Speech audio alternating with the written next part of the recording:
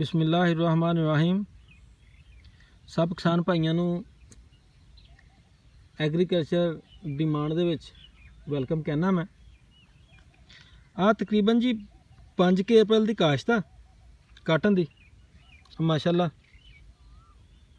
ये मेरे दोस्त आ जिन्हों का प्लाट वा ये बड़ी अच्छी ये कह लो कि गुद्दियाँ बन रही वा। स्प्रे अजे तक कोई नहीं होया तो अगे भी तुसी देख लो क्या राय का वड़ सीगा तोरीए का तो वह भी बहुत ज़्यादा वा, बहुत ज़्यादा फुटिया होया। हो जूगी एक दिन एक दो दिन के गोडी।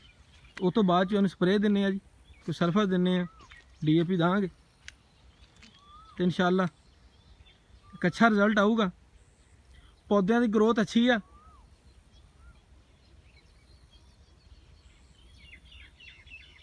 लो जी इंशाअल्लाह अगली वीडियो के तुम दिखाने आ। ये अता सीड वाले की वैरायटी बिहाड़ी की वैरायटी आ। ये 710 के नाम तो आ। वैरायटी सुनिया बहुत अच्छी आ तो यदा रिजल्ट देखते हैं की रिजल्ट वा। हाल की घड़ी तो रिजल्ट अच्छा लगता वा, ग्रोथ भी अच्छी आ काटन की।